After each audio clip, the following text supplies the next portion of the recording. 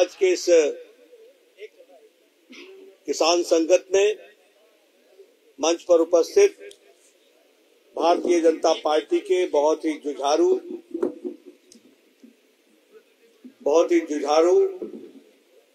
और कर्मशील अध्यक्ष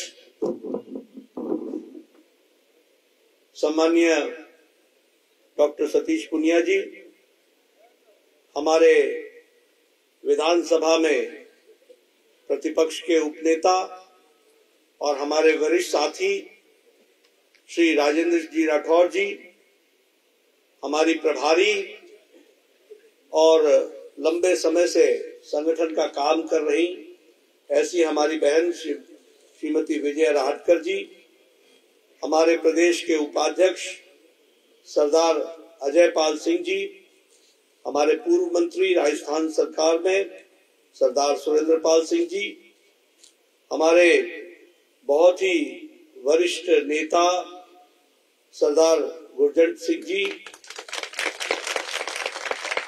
सरदार कुलदीप सिंह शापिनी जी, हमारे बलबीर लूथरा जी, सरदार गुरमीत सिंह जी, हमारे निहाल चंद जी, हमारे बहुत ही लोकप्रिय और सांसद और मेरे वरिष्ठ साथी बलबीर बिश्नोई जी, जिला अध्यक्ष, हमारे आत्माराम जी, हमारे राम प्रताप जी, धर्मेंद्र जी, संतोष बाबरी जी, सम्मानित मंच और यहाँ इतनी बड़ी संख्या में एकत्र आए हमारे किसान भाई, हमारे अपने हनुमानगढ़ के और आसपास से आए हुए सभी सज्जन वृंद, मीडिया के मेरे साथी, प्रिंट मीडिया और इलेक्ट्रॉनिक मीडिया के मेरे साथी और मेरे युवा साथी, मेरा ये सौभाग्य है कि मुझे हनुमानगढ़ आने का सौभाग्य मिला और आप सब लोगों ने जो प्रेम दिखाया है, जो आप लोगों ने मुझसे मिलने के लिए इतनी बड़ी संख्या में आप सब लोग आए हैं, मैं अपनी ओर से और पार्टी की ओर से आप सबका बहुत बहुत धन्यवाद देता हूं और आशीर्वाद देता हूं। मैं आयोजकों को भी धन्यवाद देना चाहता हूं, हमारे अध्यक्ष जी को, हमारे प्रतिपक्ष के उपनेता राजेंद्र जी को, विजय जी को, हमारे अजय पाल जी को और सभी हमारे विधायकगण जिन्होंने इतनी बड़ी संख्या में लोगों को एकत्र किया और जगह छोटी पड़ गई है लेकिन आपका दिल बहुत बड़ा है, इसके लिए मैं आप सबको बहुत बहुत धन्यवाद देता हूं। मेरे से पूर्व हमारे राजेंद्र जी ने भी और सतीश जी ने आपके सामने बहुत सी बातें रखी हैं और उन्होंने आपको सब चीजों को बड़े विस्तृत रूप में राजनीतिक तरीके से उन सारी बातों को रखा है। मैं एक ही बात कहना चाहूंगा मित्रों, यह किसान संगत है लेकिन किसान संगत के साथ साथ यह राजनीतिक मंच भी है और किसान जो देश का अन्नदाता है उसके साथ किस तरीके से लंबे समय तक छल हुआ है वह भी हम सबको ध्यान दें और इसलिए राजनीतिक मंच से हमारे प्रधानमंत्री मोदी जी के द्वारा भारतीय जनता पार्टी ने जिन कामों को किया है वह मैं जरूर किसान भाइयों से चर्चा करना चाहूंगा। सबसे पहली बात तो मैं ये बताना चाहूंगा कि लंबे समय तक बहुत से लोग अपने आप को किसान नेता स्थापित करने में लगे और उन्होंने हमेशा किसान की बात की और अपने आप को स्वयंभू किसान नेता कहलाने के लिए भी आतुर है। लेकिन सच्चाई यह है कि किसानों के साथ बड़े बड़े नारे जरूर दिए गए, बड़ी बड़ी बातें जरूर की गई, लेकिन किसान की धरती पर तकलीफ को समझने वाले और धरती पर परिवर्तन लाने वाले सही मायने में किसी ने काम किया तो वह हमारे प्रधानमंत्री नरेंद्र मोदी जी ने किया। ये मैं गौरव से बात करता हूं। और और मैं सिर्फ कहने के लिए नहीं कह रहा हूं, हर बारीकियों में जाकर के किसान की तकलीफ को समझ करके काम करना, इसको अगर किसी ने उतारा है तो प्रधानमंत्री जी ने उतारा है। मैं अगर बात करूं प्रधानमंत्री फसल बीमा योजना की, तो योजना तो पहले भी थी, लेकिन किसानों को क्या मिलता था? किसानों को इंश्योरेंस कंपनी से धोखा मिलता था, किसानों को बरगलाया जाता था। लेकिन किसानों की धरती पर समस्याओं को समझ करके उसका जवाब देने का काम किया तो नरेंद्र मोदी जी ने किया। और आज मैं ये कह सकता हूं कि 1,20,00,000 किसानों का जो केस था उसको सेटल करने का काम किया तो नरेंद्र मोदी जी की सरकार ने किया। फसल बीमा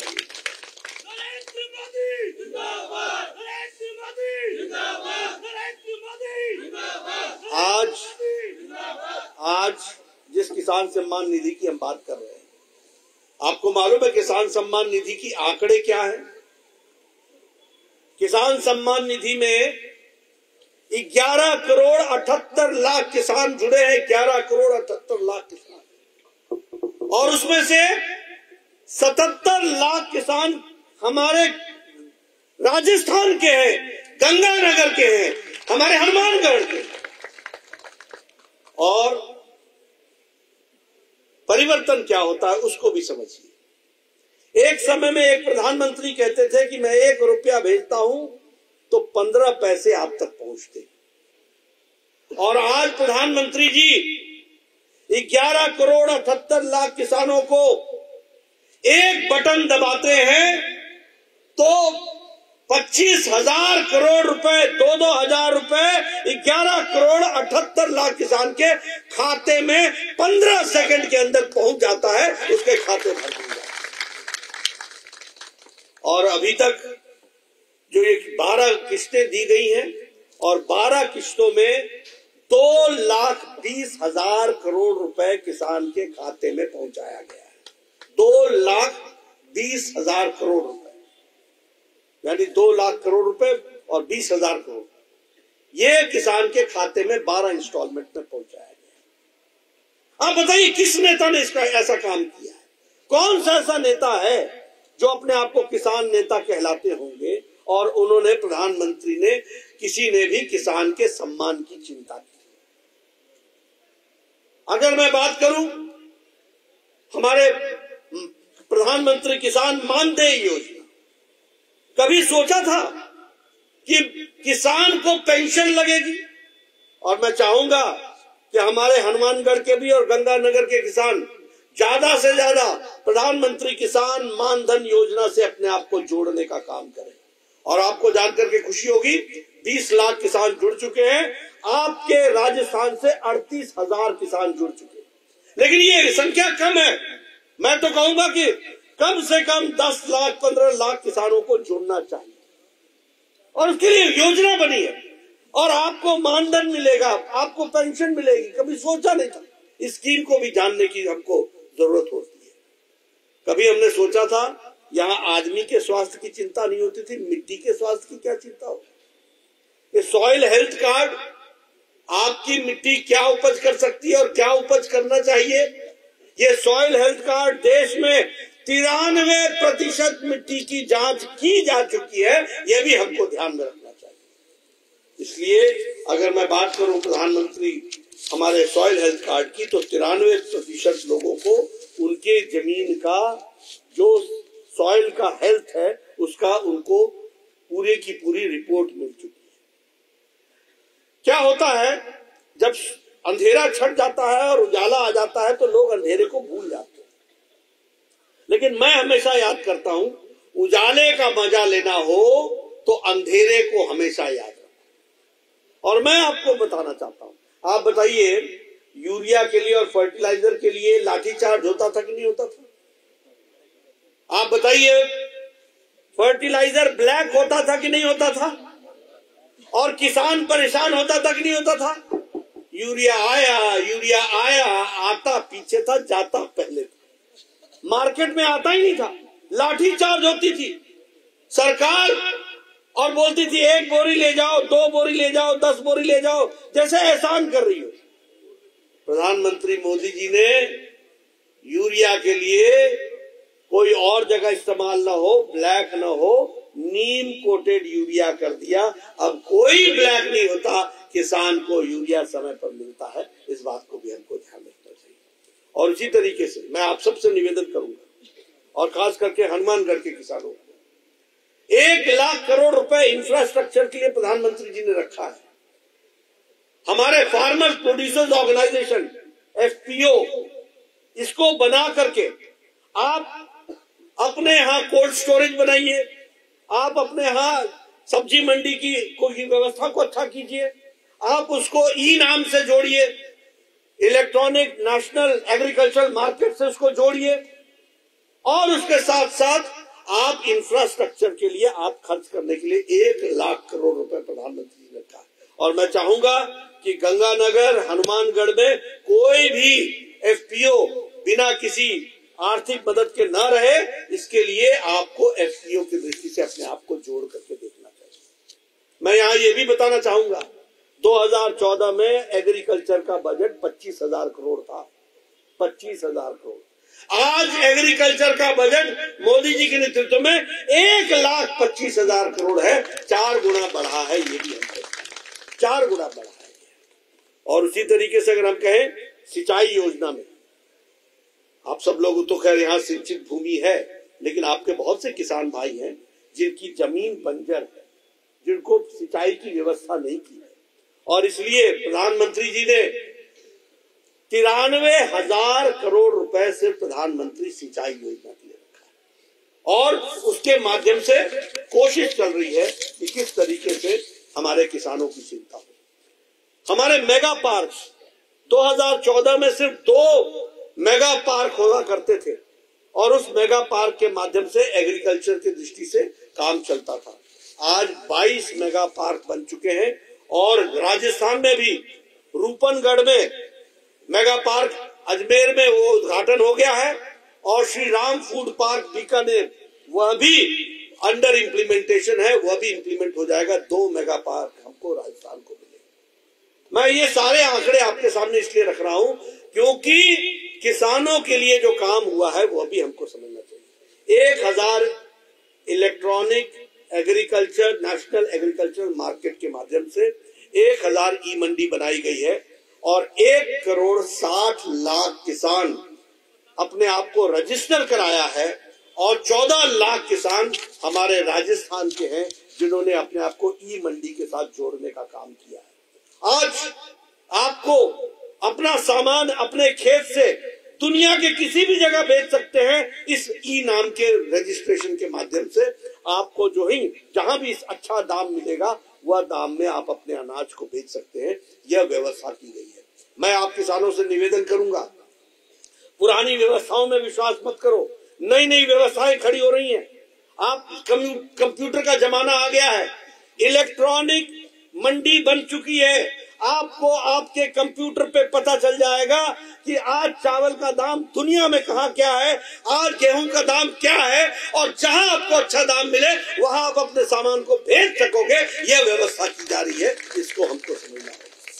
और इसी दृष्टि से अगर हम कहें इस बार के बजट की दृष्टि से हमारे यहाँ एजुकेशन रिसर्च के लिए भी 1,25,00,000 रुपए की व्यवस्था की गई है। इसको भी अब 1,25,00,000 रुपए की व्यवस्था की गई है ताकि हम रिसर्च कर सकें। और उसी तरीके से हमारी कोशिश है कि किसान भाइयों के लिए एक विस्तृत व्यवस्था की दृष्टि से हम काम करें और किसानों को मजबूती प्रदान करें। यह मैं जरूर आप सबसे चर्चा करते हुए आपको बताना चाहता हूं, यह आपके लाभ के लिए है, आप सोचें। मैं दूसरी बात आपसे करना चाहता हूं, हमारे सिख भाइयों ने, हमारे गुरुओं ने जितना देश के लिए रक्षा के लिए योगदान किया है वो कदापि देश नहीं भुला सकता है। इस बात को भी हमको समझना है।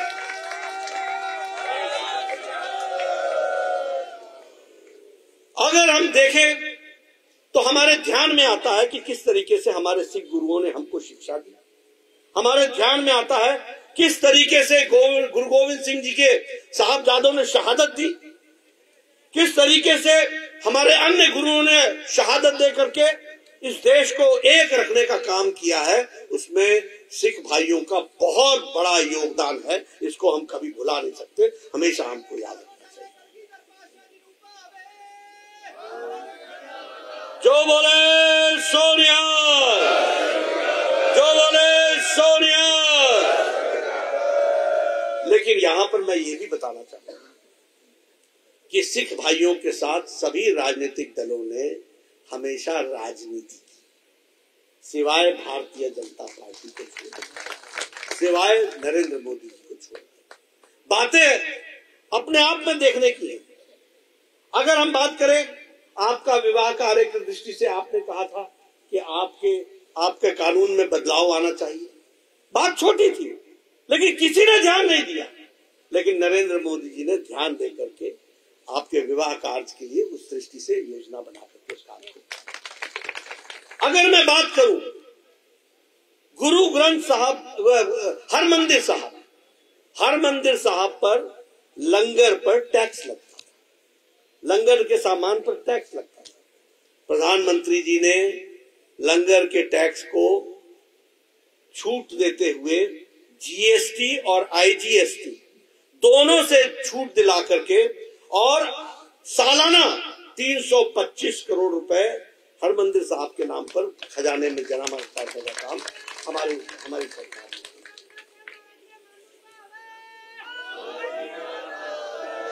आप देखिए, बात बड़ी आपके ध्यान में नहीं आएगा, दुनिया भर में हमारे सिख भाई हैं, दुनिया भर में, और हमारे सिख भाई संपन्न हैं।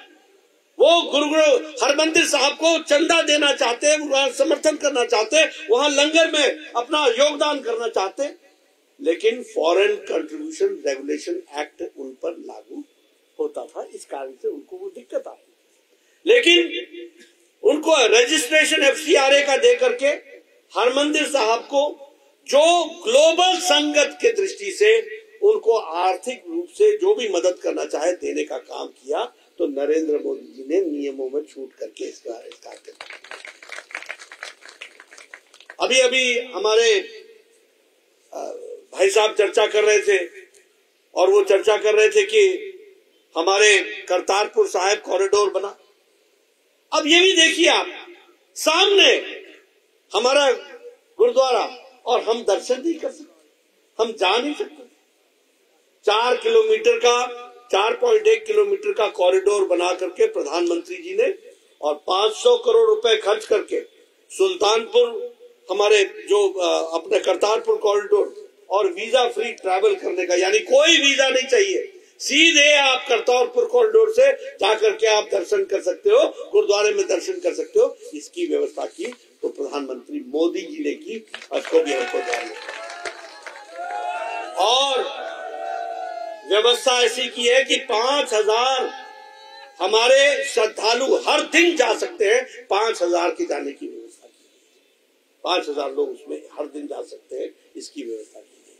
और उसी तरीके से 550वां जो हमारा प्रकाश पर्व था, इस पर 500 करोड़ रुपए खर्च करके सुल्तानपुर लोधी के हमारे उसके शहर को उसको विकसित किया गया, रेलवे स्टेशन को मॉडर्नाइज किया गया और विशेष ट्रेनें चला करके काम किया गया। अगर हम बात करें गुरु गोविंद सिंह जी के 350वें पर्व की, तो आपके ध्यान में आएगा कि उस समय 350 पर्व में जामनगर में 750 बिस्तरों का हॉस्पिटल बना करके प्रधानमंत्री जी ने उद्घाटन किया। उसको भी हमको ध्यान में रखना चाहिए, इस तरीके से विकास करने की कोशिश। और अभी हमारी चर्चा हो रही थी, लोग कह रहे थे, बताया उन्होंने कि गुरु नानक जी की वाणी, गुरबाणी और गुरु नानक जी की जो हमारे उन्होंने अपना उपदेश दिया है, उसके ऊपर रिसर्च करने के लिए 67 करोड़ रुपए की लागत से national institute of interfaith studies Guru Nanak Dev university में उसको भी शुरुआत की गई है। वो भी हमको ध्यान रखना चाहिए। और सबसे बड़ी बात यह है कि हमारी गुरबानी को अब उर्दू में, उड़िया में, मराठी में, हिंदी में, गुजराती में और 15 भाषाओं में ट्रांसलेट करके उसको पढ़ाने का काम शुरू हुआ है, उसको भी ध्यान रखना। और प्रधानमंत्री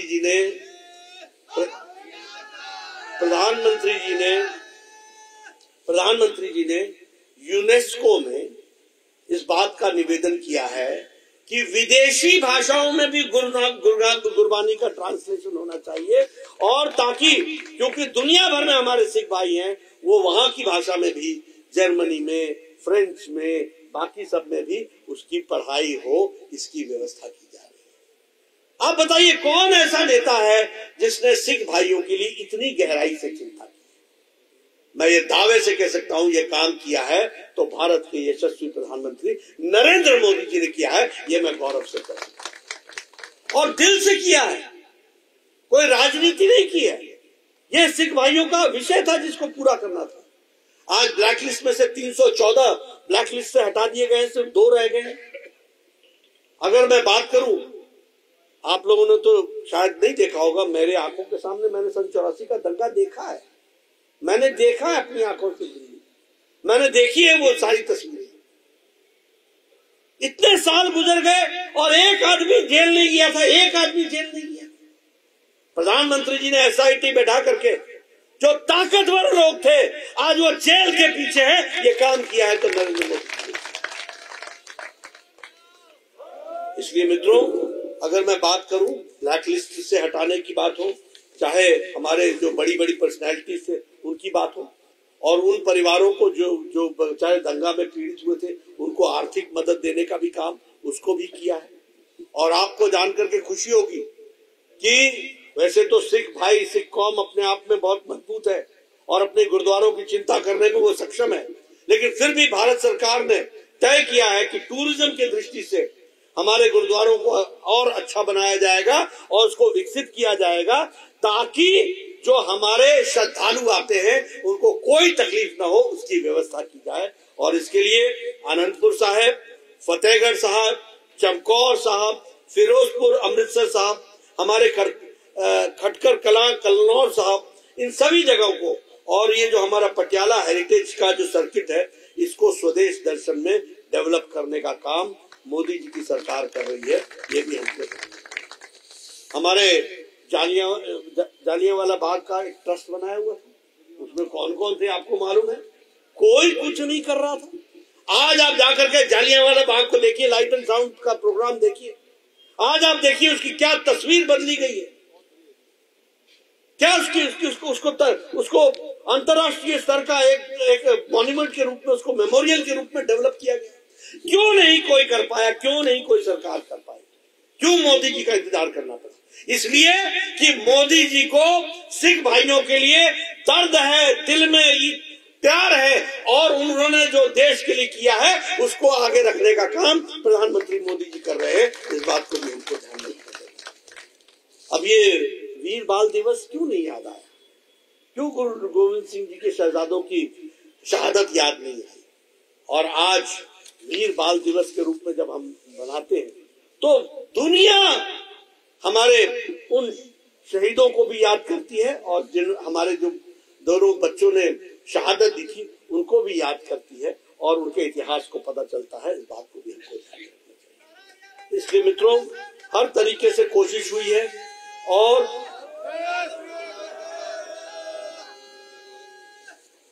आपको जानकर के खुशी होगी। अभी आप चर्चा हो रही थी, हमारे सतीश पुनिया जी ने कहा कैक्सटन हॉल देखने जाना चाहते थे, वीर उधम सिंह ने वहां जनरल डायर को उसका अंत किया था। और लेकिन आज आपको जानकर के इस बात से भी खुशी होगी कि मोदी जी के नेतृत्व में देश कितना आगे बढ़ गया है। आप देखिए, अमेरिका की अर्थव्यवस्था मुसीबत में है, हमारे यूरोप की अर्थव्यवस्था मुसीबत में है, हमारी दुनिया की अर्थव्यवस्था मुसीबत में है, लेकिन भारत सबसे मजबूती से चल रहा है, और आज हमारा ग्रोथ रेट 7.4% पर खड़ा है और स्टेबल तरीके से खड़ा है। अगर मैं भारत की बात करूं, आपको खुशी होगी, जिन ब्रिटिशर्स ने, जिन अंग्रेजों ने हमको 200 साल तक राज किया हमारे ऊपर, आज मोदी जी के नेतृत्व में 10वें नंबर की इकॉनमी थी भारत। आज ब्रिटेन को पछाड़कर, जिसने हमारे ऊपर राज किया, ब्रिटेन को पछाड़कर दुनिया की 5वीं नंबर की अर्थव्यवस्था भारत बन गई। हम पेट्रोकेमिकल्स में हम आगे बढ़ गए। हम टॉय इंडस्ट्री में, ये खिलौने बनाने वाले में दुनिया में तीसरे नंबर के देश बन गए। आपको जान करके खुशी होगी कि ये हम लोग जापानी गाड़ियों के बारे में सुना करते थे, ये डैटसन है, ये टोयोटा है। आज आपको जान करके खुशी होगी कि भारत ऑटोमोबाइल में जापान को पछाड़ करके तीसरे नंबर का ऑटोमोबाइल इंडस्ट्री बन गई है, तीसरे नंबर। हमारे आगे अब सिर्फ दो रह गए, अमेरिका और चाइना, और उसके बाद भारत ऑटोमोबाइल इंडस्ट्री। ये मोबाइल जो आप लेकर के घूम रहे हैं, जिस मोबाइल को आप लेकर के चलते हैं, 2014 में 92% मोबाइल हमारा विदेश से आता था, इंपोर्ट होता था। आज आपको जानकर खुशी होगी 97% मोबाइल भारत में बन रहा है, 97%। और अगर आप अब नया एप्पल लोगे ना, नया एप्पल, तो नया एप्पल पे भी अब मेड इन इंडिया लिखा हुआ है। स्मार्टफोन, अगर आप दवाइयों के, कोरोना की दवाई की बात करो, 100 देशों को भारत ने कोरोना की इंजेक्शन दिया है, 100 देशों, और 48 देशों को मुफ्त दिया है। भारत अब लेने वाला नहीं है, भारत अब मोदी जी के नेतृत्व में देने वाला हो गया है, ये भी हमको समझना है।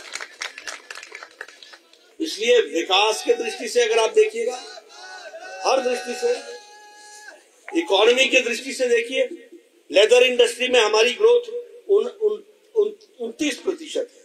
अगर कॉफी एक्सपोर्ट में हमारी ग्रोथ 36% है, इलेक्ट्रॉनिक में 54% है, केमिकल में 106% हमारी ग्रोथ है। इस तरीके से हम आगे बढ़े।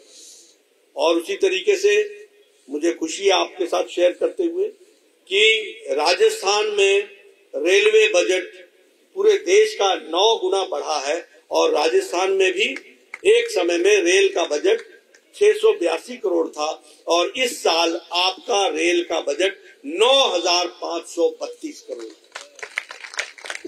ये विकास के दृष्टि से।